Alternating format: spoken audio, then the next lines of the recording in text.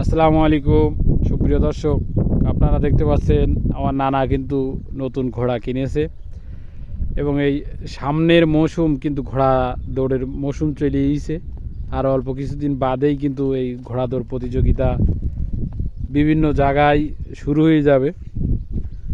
তো এই ঘোড়া সেই জন্য কিন্তু প্রস্তুতি নিচ্ছেন আমার নানা। ঘোড়াটাকে নতুন ঘোড়া, তাকে প্রশিক্ষণ দিচ্ছেন। দেখেন কিভাবে ঘোড়াকে কিভাবে দৌড়াতে হয়। যারা ঘোড়া ওবল বলে, যেটাকে ঘোড়া দৌড়ের যে এরিয়া থাকে এটাকে কিন্তু ওবল বলা হয়। তো এই ওবলের বাইরে যেন না যায় সেই প্রশিক্ষণ কিন্তু এখানে দেয়া হচ্ছে। এখানে মাঝখানে খুঁটি পুঁতে এই যে খুঁটির চারিপাশ দিয়ে কিন্তু ঘোড়াকে রাউন্ড দেওয়ানো হচ্ছে।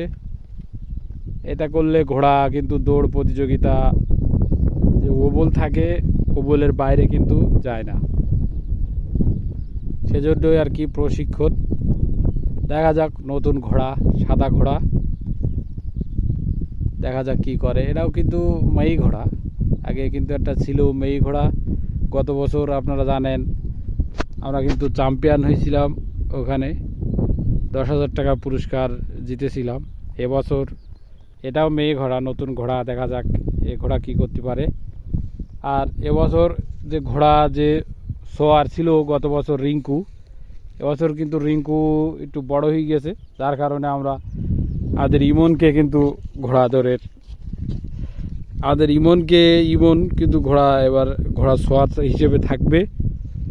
আর এই যে ঘোড়া দেখতে পাচ্ছেন, এই ঘোড়া অল্প কিছু দিনের মধ্যেই কিন্তু প্রশিক্ষণে দেখা যাক ঘোড়া কত। এবং আজকে কিন্তু এবছরের প্রথম একটা ঘোড়া দৌড় প্রতিযোগিতা কিন্তু আছে খড়িতলা। এ প্রশিক্ষণ কিন্তু ঘোড়ার এখনও শেষ হয় নাই, কেবলই শুরু। তো এই অবস্থায় আমরা নিয়ে যাব ওখানে ঘোড়া, দেখা যাক কি রেজাল্ট আসে, দেখা যাক। আমরা আজকেও যাব, আপনাদেরও দাওয়াত থাকলো, আপনারাও চলে আসবেন খড়িতলা ঘোড়া দৌড় প্রতিযোগিতা দেখার জন্য। এবং যে গত বছরের যে ঘোড়ার কথা আমরা বলছিলাম, গত বছরের ঘোড়াটা কিন্তু ওই দেখা যাচ্ছে। তো গত বছরের ঘোড়াটা অসুস্থ, যার কারণে নতুন ঘোড়া নেয়া।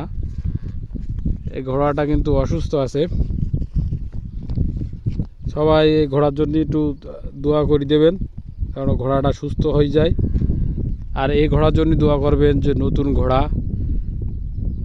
দেখা যাক কি হয়। তো আপনারা দেখতে থাকুন। এবং খড়িতলায় আপনাদের দাওয়াত থাকলেও সবাই খড়িতলা ঘোড়া দৌড় প্রতিযোগিতা চলে আসবেন ইনশাল্লাহ। আল্লাহ হাফেজ।